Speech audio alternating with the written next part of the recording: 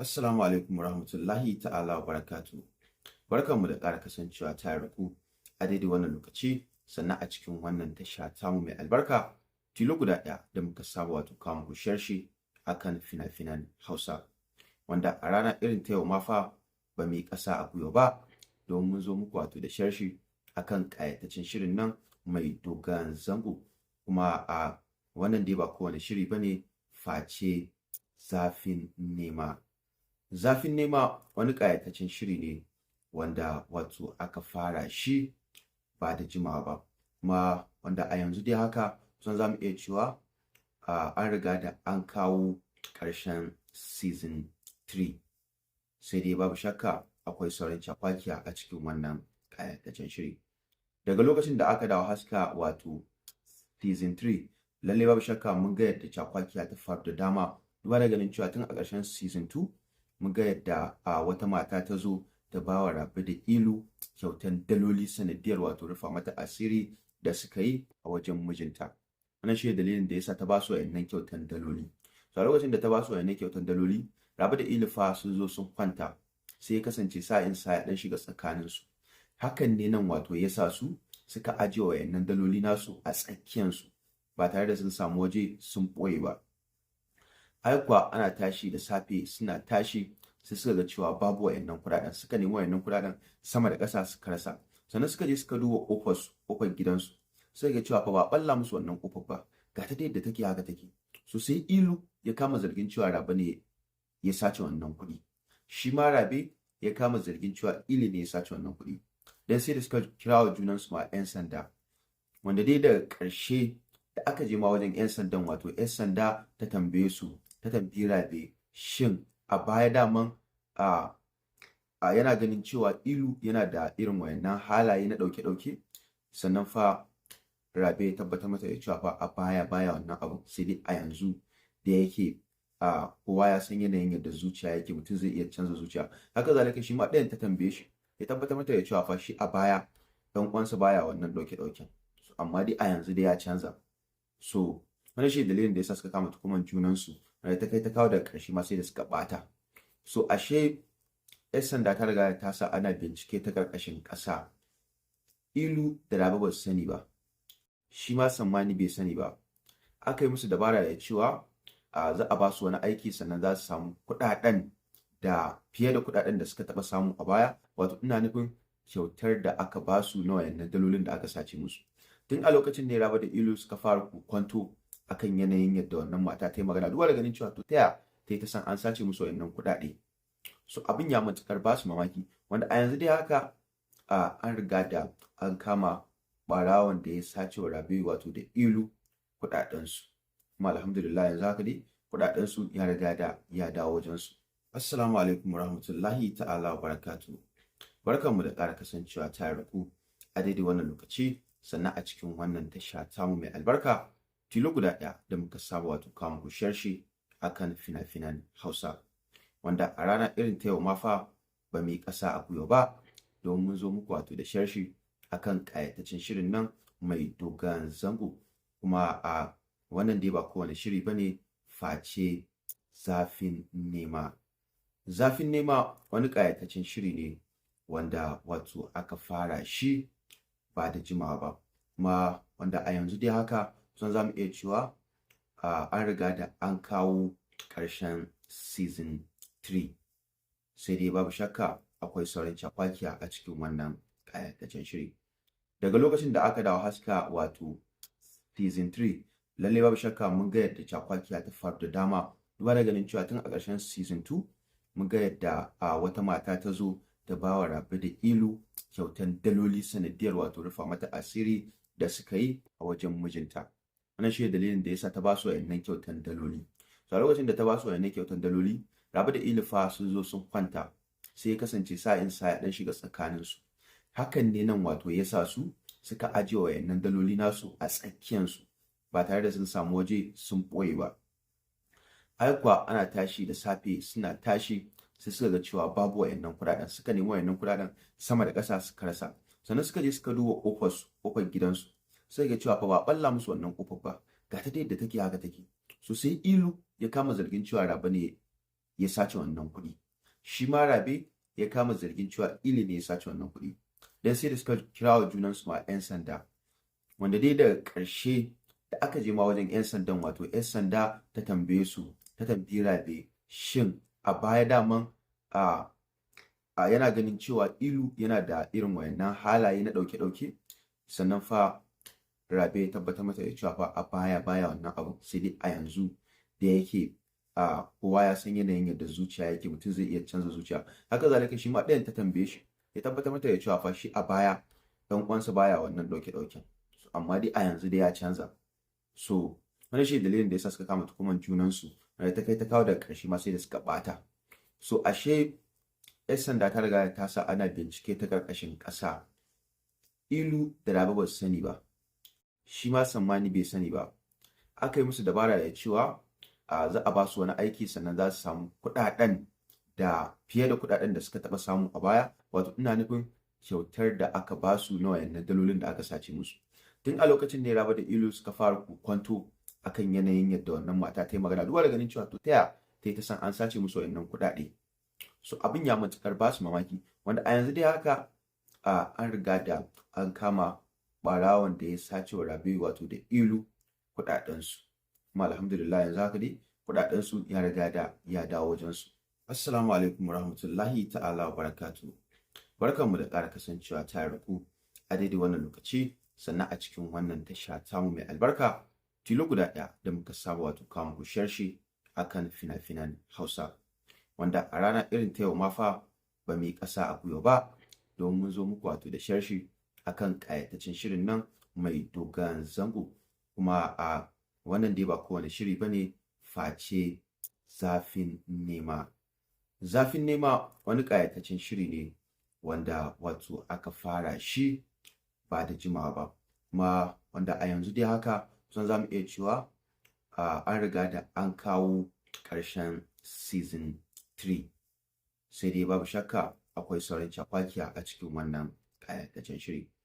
Daga lokacin da aka dawo haska wato season 3, lalle babu shakka mun ga yadda cakwakiya ta faru da dama, duba da ganin cewa tun a ƙarshen season 2 mun ga yadda wata mata ta zo da bawa Rabe da Ilu kyautan daloli sanadiyar wato rufa mata asiri da suka yi a wajen mijinta. Wannan shi dalilin da yasa ta ba su wayannan kyautan daloli.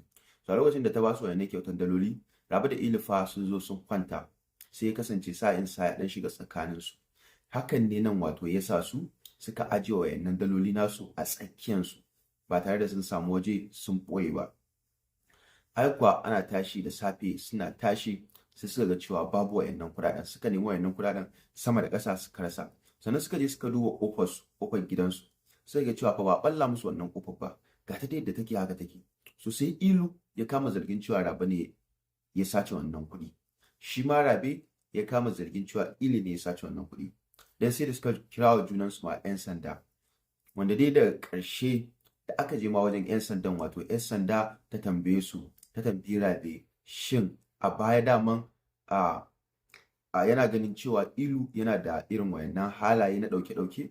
Sannan fa Rabe ya tabbatar mata da cewa fa a baya wannan abu, sai dai a yanzu da yake kowa ya san yanayin yadda zuciya yake, mutum zai iya canza zuciya. Haka zalika shi ma ɗayan ta tambaye shi, ya tabbatar mata da cewa fa shi a baya ɗan uwansa baya wannan ɗauke-ɗauken, amma dai a yanzu dai ya canza. So wani shi dalilin da yasa suka kama tukuman junansu, da ta kai ta kawo daga ƙarshe ma sai da suka ɓata. So ashe 'yan sanda ta riga ta sa ana bincike ta ƙarƙashin ƙasa. Ilu da Rabe ba su sani ba, shi ma Sammani bai sani ba. Aka yi musu dabara da cewa za a ba su wani aiki, sannan za su samu kuɗaɗen da fiye da kuɗaɗen da suka taɓa samu a baya, wato ina nufin kyautar da aka ba su na wayannan dalolin da aka sace musu. Tun a lokacin ne Rabe da Ilu suka fara kwanto akan yanayin yadda wannan mata ta yi magana, duba da ganin cewa to ta yi ta san an sace musu wayannan kuɗaɗe. So abin ya matuƙar ba su mamaki, wanda a yanzu dai haka an riga da an kama ɓarawon da ya sace wa Rabe wato da Ilu kuɗaɗensu, kuma alhamdulillah yanzu haka dai kuɗaɗensu ya riga da ya dawo wajensu. Assalamu alaikum warahmatullahi ta'ala wa barakatuhu. Barkanmu da ƙara kasancewa tare da ku a daidai wannan lokaci, sannan a cikin wannan tasha tamu mai albarka, tilo guda ɗaya da muka saba wato kawo muku sharhi akan fina-finan Hausa, wanda a rana irin ta yau ma fa ba mu yi ƙasa a gwiwa ba domin mun zo muku wato da sharshi akan ƙayataccen shirin nan mai dogon zango, kuma a wannan dai ba kowane shiri bane face zafin nema. Zafin nema wani ƙayataccen shiri ne wanda wato aka fara shi ba da jimawa ba, kuma wanda a yanzu dai haka kusan za mu iya cewa an riga da an kawo ƙarshen season 3, sai dai babu shakka akwai sauran cakwakiya a cikin wannan ƙayataccen shiri. Daga lokacin da aka dawo haska wato season 3, lallai babu shakka mun ga yadda cakwakiya ta faru da dama, duba da ganin cewa tun a ƙarshen season 2 mun ga yadda wata mata ta zo ta ba wa Rabe da Ilu kyautan daloli sanadiyar wato rufa mata asiri da suka yi a wajen mijinta. Wannan shi dalilin da yasa ta ba su wayannan kyautan daloli. So a lokacin da ta ba su wayannan kyautan daloli, Rabe da Ilu fa sun zo sun kwanta, sai ya kasance sa'in sa ya dan shiga tsakanin su. Hakan ne nan wato ya sa su suka ajiye wayannan daloli nasu a tsakiyar su ba tare da sun samu waje sun ɓoye ba. Ai kuwa ana tashi da safe, suna tashi sai suka ga cewa babu wayannan kuɗaɗen, suka nemi wayannan kuɗaɗen sama da ƙasa suka rasa. Sannan suka je suka duba ƙofar gidansu, sai ga cewa fa ba ɓalla musu wannan ƙofar ba, ga ta yadda take haka take. So sai Ilu ya kama zargin cewa Rabe ne ya sace wannan kuɗi, shi ma Rabe ya kama zargin cewa Ilu ne ya sace wannan kuɗi. Dan sai da suka kira wa junansu ma 'yan sanda, wanda dai daga ƙarshe da aka je ma wajen 'yan sandan, wato 'yan sanda ta tambaye su, ta tambayi Rabe shin a baya daman yana ganin cewa Ilu yana da irin wayannan halaye na ɗauke-ɗauke. Sannan fa Rabe ya tabbatar mata da cewa fa a baya wannan abu, sai dai a yanzu da yake kowa ya san yanayin yadda zuciya yake, mutum zai iya canza zuciya. Haka zalika shi ma ɗayan ta tambaye shi, ya tabbatar mata da cewa fa shi a baya ɗan uwansa baya wannan ɗauke-ɗauken, amma dai a yanzu dai ya canza. So wannan shi dalilin da yasa suka kama tukuman junansu, wanda ta kai ta kawo daga ƙarshe ma sai da suka ɓata. So ashe 'yan sanda ta riga ta sa ana bincike ta ƙarƙashin ƙasa. Ilu da Rabe ba su sani ba, shi ma Sammani bai sani ba. Aka yi musu dabara da cewa za a ba su wani aiki, sannan za su samu kuɗaɗen da fiye da kuɗaɗen da suka taɓa samu a baya, wato ina nufin kyautar da aka ba su na wayannan dalolin da aka sace musu. Tun a lokacin ne Rabe da Ilu suka fara kwanto akan yanayin yadda wannan mata ta yi magana, duba da ganin cewa to ta yi ta san an sace musu wayannan kuɗaɗe. So abin ya matuƙar ba su mamaki, wanda a yanzu dai haka an riga da an kama ɓarawon da ya sace wa Rabe wato da Ilu kuɗaɗensu, kuma alhamdulillah yanzu haka dai kuɗaɗensu ya riga da ya dawo wajensu. Assalamu alaikum warahmatullahi ta'ala wa barakatuhu. Barkanmu da ƙara kasancewa tare da ku a daidai wannan lokaci, sannan a cikin wannan tasha tamu mai albarka, tilo guda ɗaya da muka saba wato kawo muku sharshi akan fina-finan Hausa, wanda a rana irin ta yau ma fa ba mu yi ƙasa a gwiwa ba domin mun zo muku wato da sharshi akan ƙayataccen shirin nan mai dogon zango, kuma a wannan dai ba kowane shiri bane face zafin nema. Zafin nema wani ƙayataccen shiri ne wanda wato aka fara shi ba da jimawa ba, kuma wanda a yanzu dai haka kusan za mu iya cewa an riga da an kawo ƙarshen season 3, sai dai babu shakka akwai sauran cakwakiya a cikin wannan ƙayataccen shiri. Daga lokacin da aka dawo haska wato season 3, lallai babu shakka mun ga yadda cakwakiya ta faru da dama, duba da ganin cewa tun a ƙarshen season 2 mun ga yadda wata mata ta zo ta ba wa Rabe da Ilu kyautan daloli sanadiyar wato rufa mata asiri da suka yi a wajen mijinta. Wannan shi dalilin da yasa ta ba su wayannan kyautan daloli. So a lokacin da ta ba su wayannan kyautan daloli, Rabe da Ilu fa sun zo sun kwanta, sai ya kasance sa'in sa ya dan shiga tsakanin su. Hakan ne nan wato ya sa su suka ajiye wayannan daloli nasu a tsakiyar su ba tare da sun samu waje sun ɓoye ba. Ai kuwa ana tashi da safe, suna tashi sai suka ga cewa babu wayannan kuɗaɗen, suka nemi wayannan kuɗaɗen sama da ƙasa suka rasa. Sannan suka je suka duba ƙofar gidansu, sai ga cewa fa ba ɓalla musu wannan ƙofar ba, ga ta yadda take haka take. So sai Ilu ya kama zargin cewa Rabe ne ya sace wannan kuɗi, shi ma Rabe ya kama zargin cewa Ilu ne ya sace wannan kuɗi. Dan sai da suka kira wa junansu ma 'yan sanda, wanda dai daga ƙarshe da aka je ma wajen 'yan sandan, wato 'yan sanda ta tambaye su, ta tambayi Rabe shin a baya daman a yana ganin cewa ilu yana da irin wayannan halaye na ɗauke-ɗauke, sannan fa Rabe ya tabbatar mata da cewa fa a baya baya wannan abu, sai dai a yanzu da yake kowa ya san yanayin yadda zuciya yake, mutum zai iya canza zuciya. Haka zalika shi ma ɗayan ta tambaye shi ya tabbatar mata da cewa fa shi a baya ɗan uwansa baya wannan ɗauke-ɗauken, amma dai a yanzu dai ya canza. So wannan shi dalilin da yasa suka kama tuhuman junansu, wanda ta kai ta kawo daga ƙarshe ma sai da suka ɓata. So ashe 'yan sanda ta riga ta sa ana bincike ta ƙarƙashin ƙasa. Ilu da Rabe ba su sani ba, shi ma Sammani bai sani ba. Aka yi musu dabara da cewa za a ba su wani aiki sannan za su samu kuɗaɗen da fiye da kuɗaɗen da suka taɓa samu a baya, wato ina nufin kyautar da aka ba su na wayannan dalolin da aka sace musu. Tun a lokacin ne Rabe da Ilu suka fara kwanto akan yanayin yadda wannan mata ta yi magana, duba da ganin cewa to ta yi ta san an sace musu wayannan kuɗaɗe.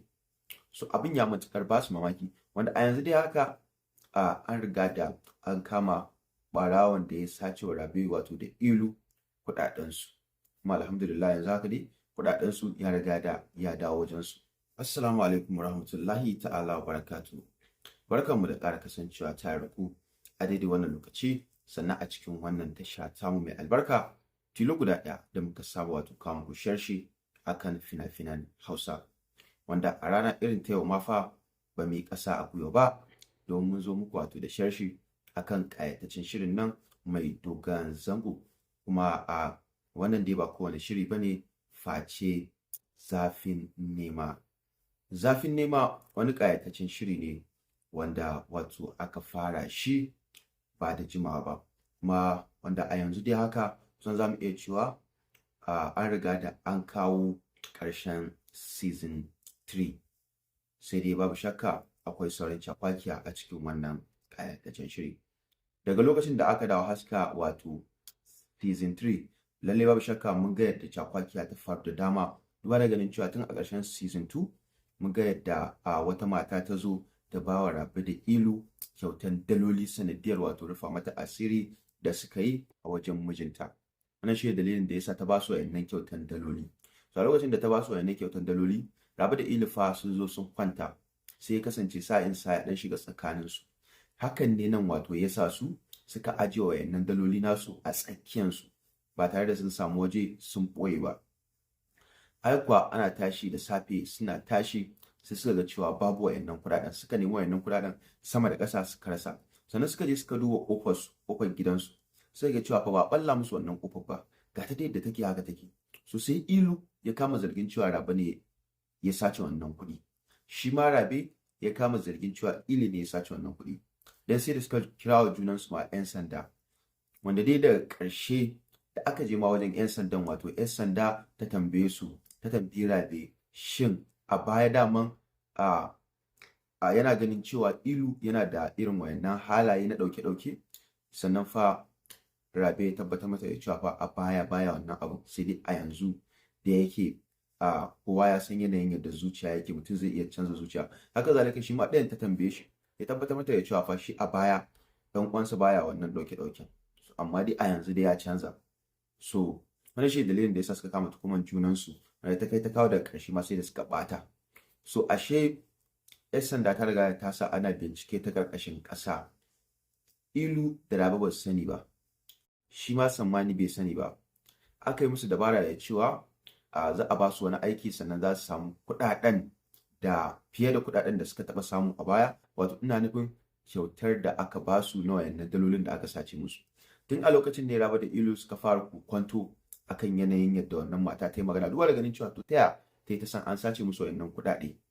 So abin ya matuƙar ba su mamaki, wanda a yanzu dai haka an riga da an kama ɓarawon da ya sace wa Rabe wato da Ilu kuɗaɗensu, kuma alhamdulillah yanzu haka dai kuɗaɗensu ya riga da ya dawo wajensu. Assalamu alaikum warahmatullahi ta'ala wa barakatuhu. Barkanmu da ƙara kasancewa tare da ku a daidai wannan lokaci, sannan a cikin wannan tasha tamu mai albarka, tilo guda ɗaya da muka saba wato kawo muku sharhi akan fina-finan Hausa, wanda a rana irin ta yau ma fa ba mu yi ƙasa a gwiwa ba, domin mun zo muku wato da sharhi akan ƙayataccen shirin nan mai dogon zango, kuma a wannan dai ba kowane shiri bane face Zafin Nema.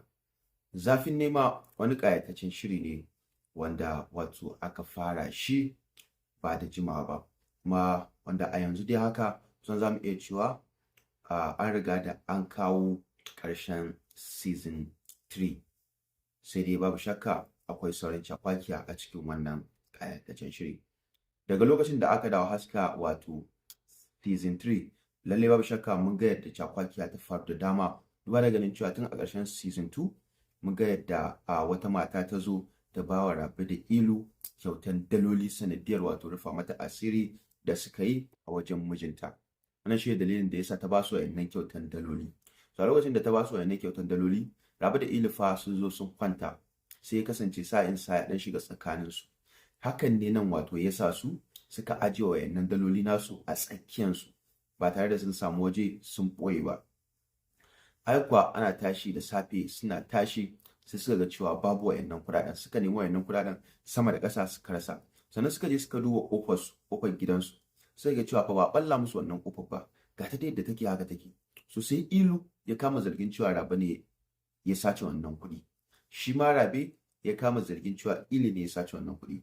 Dan sai da suka kira wa junansu ma 'yan sanda, wanda dai daga ƙarshe da aka je ma wajen 'yan sandan, wato 'yan sanda ta tambaye su, ta tambayi Rabe shin a baya daman yana ganin cewa Ilu yana da irin wayannan halaye na ɗauke-ɗauke.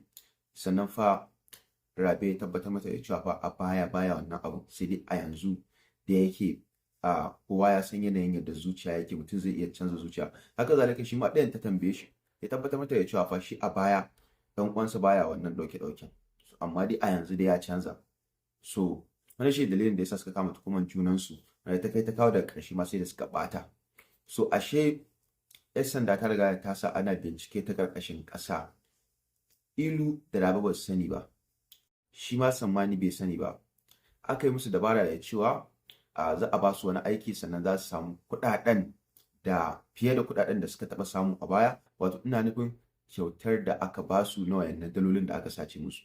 Tun a lokacin ne Rabe da Ilu suka fara kwanto akan yanayin yadda wannan mata ta yi magana, duba da ganin cewa to taya ta yi ta san an sace musu wayannan kuɗaɗe. So abin ya matuƙar ba su mamaki, wanda a yanzu dai haka an riga da an kama ɓarawon da ya sace wa Rabe wato da Ilu kuɗaɗensu, kuma alhamdulillah yanzu haka dai kuɗaɗensu ya riga da ya dawo wajensu. Assalamu alaikum warahmatullahi ta'ala wa barakatuhu. Barkanmu da ƙara kasancewa tare da ku a daidai wannan lokaci, sannan a cikin wannan tasha tamu mai albarka, tilo guda ɗaya da muka saba wato kawo muku sharshi akan fina-finan Hausa, wanda a rana irin ta yau ma fa ba mu yi ƙasa a gwiwa ba, domin mun zo muku wato da sharshi akan ƙayataccen shirin nan mai dogon zango. Kuma a wannan dai ba kowane shiri bane face Zafin Nema. Zafin Nema wani ƙayataccen shiri ne wanda wato aka fara shi ba da jimawa ba, kuma wanda a yanzu dai haka kusan za mu iya cewa an riga da an kawo ƙarshen season 3, sai dai babu shakka akwai sauran cakwakiya a cikin wannan ƙayataccen shiri. Daga lokacin da aka dawo haska wato season 3, lallai babu shakka mun ga yadda cakwakiya ta faru da dama, duba da ganin cewa tun a ƙarshen season 2 mun ga yadda wata mata ta zo ta ba wa Rabe da Ilu kyautan daloli sanadiyar wato rufa mata asiri da suka yi a wajen mijinta. Wannan shi dalilin da yasa ta ba su wayannan kyautan daloli. So a lokacin da ta ba su wayannan kyautan daloli, Rabe da Ilu fa sun zo sun kwanta, sai ya kasance sa'in sa ya dan shiga tsakanin su. Hakan ne nan wato yasa su suka ajiye wayannan daloli nasu a tsakiyan su ba tare da sun samu waje sun ɓoye ba. Kuwa ana tashi da safe, suna tashi sai suka ga cewa babu wayannan kuɗaɗen, suka nemi wayannan kuɗaɗen sama da ƙasa suka rasa. Sannan suka je suka duba ƙofar gidansu, sai ga cewa fa ba ɓalla musu wannan ƙofar ba, ga ta yadda take haka take. So sai Ilu ya kama zargin cewa Rabe ne ya sace wannan kuɗi, shi ma Rabe ya kama zargin cewa Ilu ne ya sace wannan kuɗi. Dan sai da suka kira wa junansu ma 'yan sanda, wanda dai daga ƙarshe da aka je ma wajen 'yan sandan, wato 'yan sanda ta tambaye su, ta tambayi Rabe shin a baya daman yana ganin cewa Ilu yana da irin wayannan halaye na ɗauke-ɗauke. Sannan fa Rabe ya tabbatar mata da cewa fa a baya wannan abu, sai dai a yanzu da yake kowa ya san yanayin yadda zuciya yake, mutum zai iya canza zuciya. Haka zalika shi ma ɗayan ta tambaye shi ya tabbatar mata da cewa fa shi a baya ɗan uwansa baya wannan ɗauke-ɗauken, amma dai a yanzu dai ya canza. So wannan shi dalilin da yasa suka kama tuhuman junansu, da ta kai ta kawo daga ƙarshe ma sai da suka ɓata. So ashe 'yan sanda ta riga ta sa ana bincike ta ƙarƙashin ƙasa. Ilu da Rabe ba su sani ba, shi ma Sammani bai sani ba.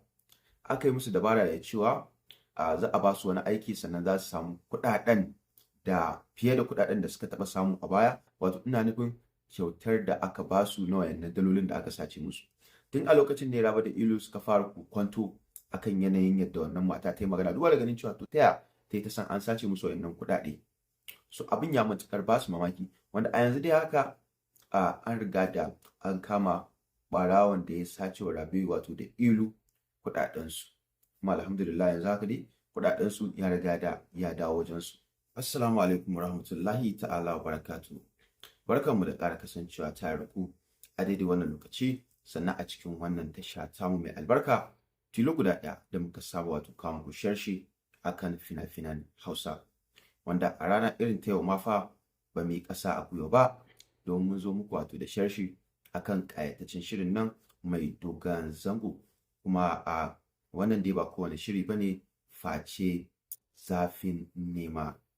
Zafin Nema wani ƙayataccen shiri ne wanda wato aka fara shi ba da jimawa ba, kuma wanda a yanzu dai haka kusan za mu iya cewa an riga da an kawo ƙarshen season 3, sai dai babu shakka akwai sauran cakwakiya a cikin wannan ƙayataccen shiri. Daga lokacin da aka dawo haska wato season 3, lalle babu shakka mun ga yadda cakwakiya ta faru da dama, duba da ganin cewa tun a ƙarshen season 2 mun ga yadda wata mata ta zo ta ba wa Rabe da Ilu kyautan daloli sanadiyar wato rufa mata asiri da suka yi a wajen mijinta. Wannan shi dalilin da yasa ta ba su wayannan kyautan daloli. So a lokacin da ta ba su wayannan kyautan daloli, Rabe da Ilu fa sun zo sun kwanta, sai ya kasance sa'in sa ya dan shiga tsakaninsu. Hakan ne nan wato ya sa su suka ajiye wayannan daloli nasu a tsakiyansu ba tare da sun samu waje sun ɓoye ba. Ai kuwa ana tashi da safe, suna tashi sai suka ga cewa babu wayannan kuɗaɗen, suka nemi wayannan kuɗaɗen sama da ƙasa suka rasa. Sannan suka je suka duba ƙofar gidansu, sai ga cewa fa ba ɓalla musu wannan ƙofar ba, ga ta yadda take haka take. So sai Ilu ya kama zargin cewa Rabe ne ya sace wannan kuɗi, shi ma Rabe ya kama zargin cewa Ilu ne ya sace wannan kuɗi. Dan sai da suka kira wa junansu ma 'yan sanda, wanda dai daga ƙarshe da aka je ma wajen 'yan sandan, wato 'yan sanda ta tambaye su, ta tambayi Rabe shin a baya daman yana ganin cewa Ilu yana da irin wayannan halaye na ɗauke-ɗauke. Sannan fa Rabe ya tabbatar mata da cewa fa a baya wannan abu, sai dai a yanzu da yake kowa ya san yanayin yadda zuciya yake, mutum zai iya canza zuciya. Haka zalika shi ma ɗayan ta tambaye shi ya tabbatar mata da cewa fa shi a baya ɗan uwansa baya wannan ɗauke-ɗauken, amma dai a yanzu dai ya canza. So wannan shi dalilin da yasa suka kama tuhuman junansu, da ta kai ta kawo daga ƙarshe ma sai da suka ɓata.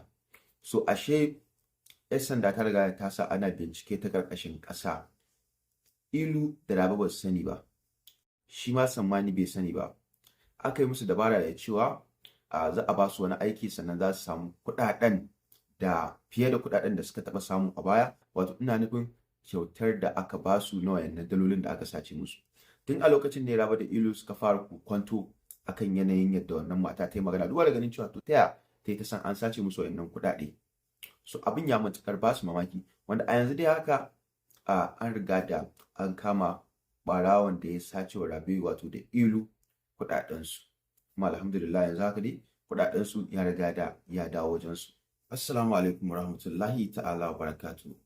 Barkanmu da ƙara kasancewa tare da ku a daidai wannan lokaci, sannan a cikin wannan tasha tamu mai albarka, tilo guda ɗaya da muka saba wato kawo muku sharhi akan fina-finan Hausa, wanda a rana irin ta yau ma fa ba mu yi ƙasa a gwiwa ba, don mun zo muku wato da sharhi akan ƙayataccen shirin nan mai dogon zango, kuma a wannan dai ba kowane shiri bane face Zafin Nema. Zafin Nema wani ƙayataccen shiri ne wanda wato aka fara shi ba da jimawa ba, kuma wanda a yanzu dai haka kusan za mu iya cewa an riga da an kawo ƙarshen season 3, sai dai babu shakka akwai sauran cakwakiya a cikin wannan ƙayataccen shiri. Daga lokacin da aka dawo haska wato season 3, lalle babu shakka mun ga yadda cakwakiya ta faru da dama, duba da ganin cewa tun a ƙarshen season 2 mun ga yadda wata mata ta zo ta ba wa Rabe da Ilu kyautan daloli sanadiyar wato rufa mata asiri da suka yi a wajen mijinta. Wannan shi dalilin da yasa ta ba su wayannan kyautan daloli. So a lokacin da ta ba su wayannan kyautan daloli, Rabe da Ilu fa sun zo sun kwanta, sai ya kasance sa'in sa ya dan shiga tsakanin su. Hakan ne nan wato yasa su suka ajiye wayannan daloli nasu a tsakiyar su ba tare da sun samu waje sun boye ba. Ai kuwa ana tashi da safe, suna tashi sai suka ga cewa babu wayannan kuɗaɗen, suka nemi wayannan kuɗaɗen sama da ƙasa suka rasa. Sannan suka je suka duba ƙofar gidansu, sai ga cewa fa ba balla musu wannan ƙofar ba, ga ta yadda take haka take. So sai Ilu ya kama zargin cewa Rabe ne ya sace wannan kuɗi, shi ma Rabe ya kama zargin cewa Ilu ne ya sace wannan kuɗi. Dan sai da suka kira wa junansu ma 'yan sanda, wanda dai daga ƙarshe da aka je ma wajen 'yan sandan, wato 'yan sanda ta tambaye su, ta tambayi Rabe shin a baya daman yana ganin cewa Ilu yana da irin wayannan halaye na ɗauke-ɗauke. Sannan fa Rabe ya tabbatar mata da cewa fa a baya wannan abu, sai dai a yanzu da yake kowa ya san yanayin yadda zuciya yake, mutum zai iya canza zuciya. Haka zalika shi ma ɗayan ta tambaye shi, ya tabbatar mata da cewa fa shi a baya ɗan uwansa baya wannan ɗauke-ɗauken, amma dai a yanzu dai ya canza. So wannan shi dalilin da yasa suka kama tukuman junansu, da ta kai ta kawo daga ƙarshe ma sai da suka ɓata. So ashe 'yan sanda ta riga ta sa ana bincike ta ƙarƙashin ƙasa. Ilu da Rabe ba su sani ba, shi ma Sammani bai sani ba.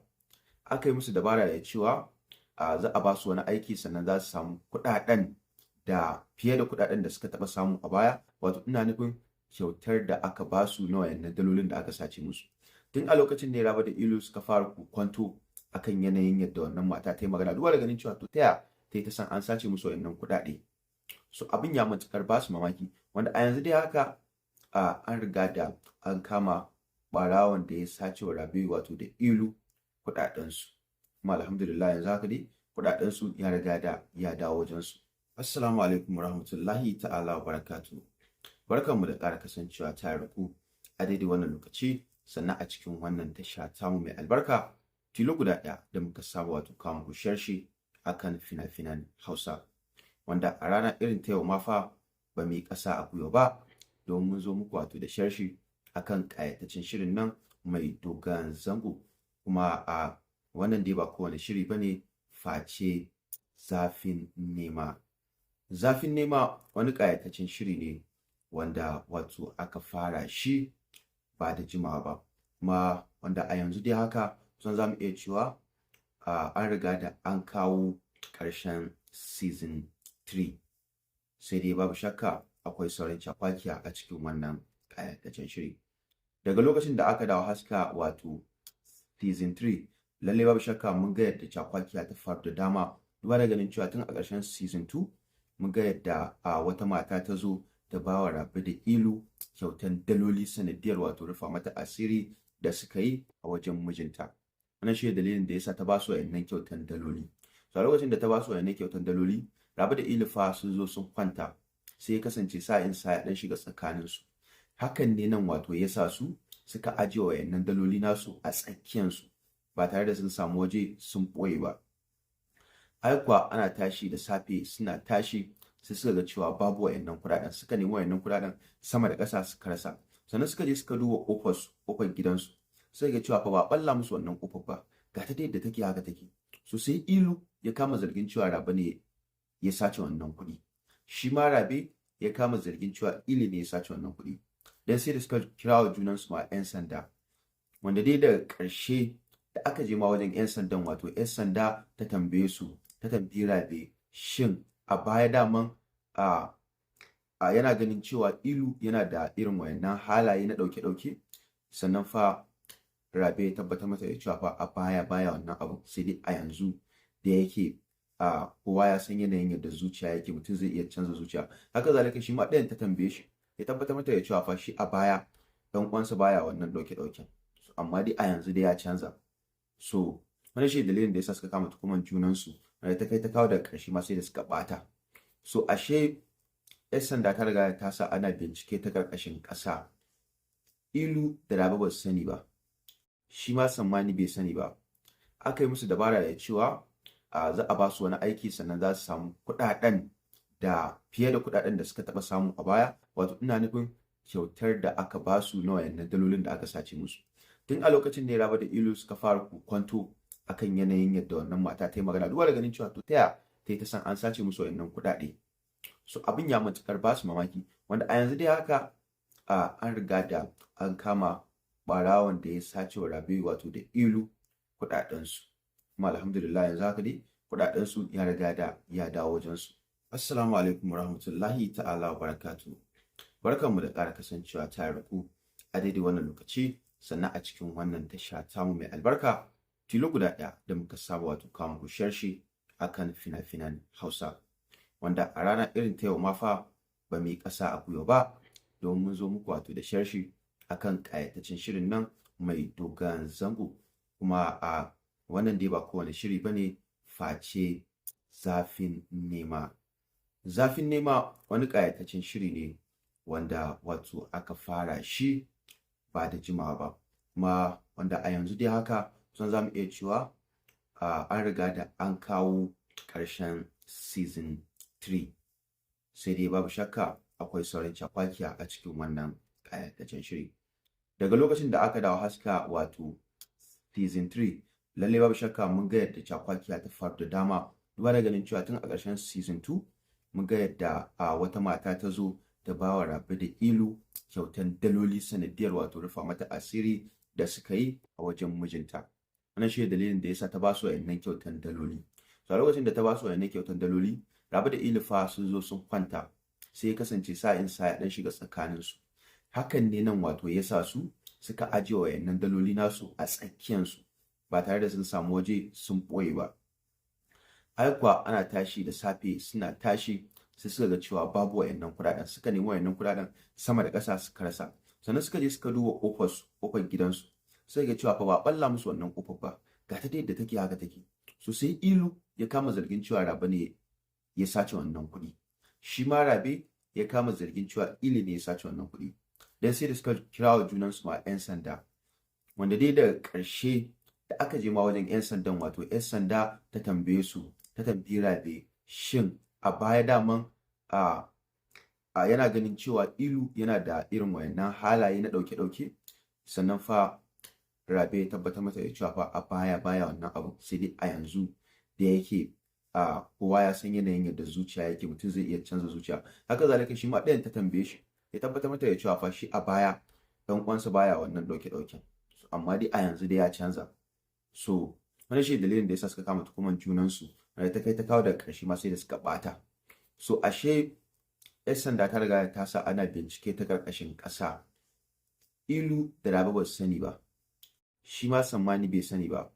Aka yi musu dabara da cewa za a ba su wani aiki sannan za su samu kuɗaɗen da fiye da kuɗaɗen da suka taɓa samu a baya, wato ina nufin kyautar da aka ba su na wayannan dalolin da aka sace musu. Tun a lokacin ne Rabe da Ilu suka fara kwanto akan yanayin yadda wannan mata ta yi magana, duba da ganin cewa to taya ta yi ta san an sace musu wayannan kuɗaɗe. So abin ya matuƙar ba su mamaki, wanda a yanzu dai haka an riga da an kama ɓarawon da ya sace wa Rabe wato da Ilu kuɗaɗensu. Kuma alhamdulillah yanzu haka dai kuɗaɗensu ya riga da ya dawo wajensu. Assalamu alaikum warahmatullahi ta'ala wa barakatuhu.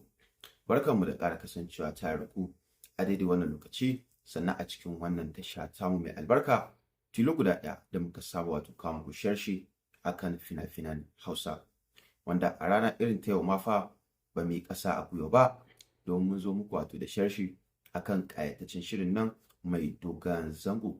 Kuma a wannan dai ba kowane shiri ba ne face Zafin Nema.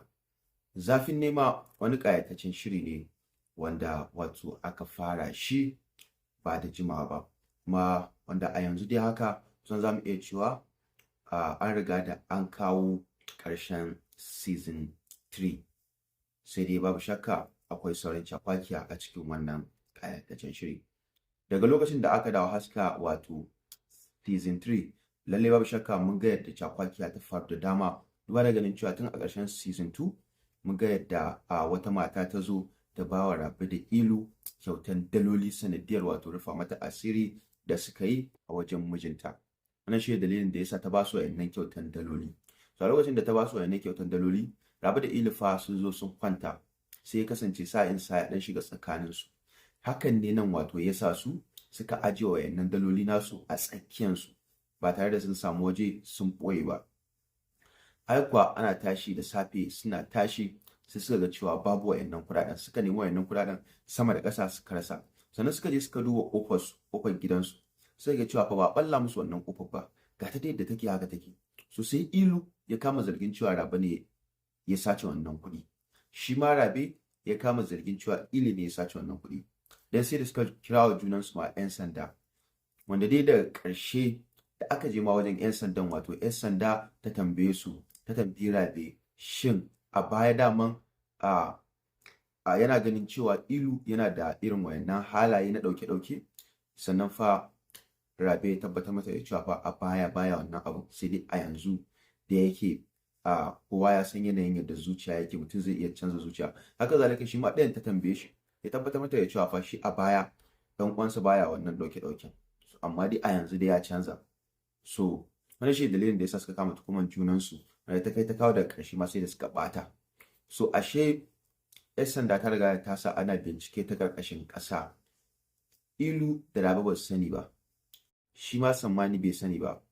Aka yi musu dabara da cewa za a ba su wani aiki, sannan za su samu kuɗaɗen da fiye da kuɗaɗen da suka taɓa samu a baya, wato ina nufin kyautar da aka ba su na wayannan dalolin da aka sace musu.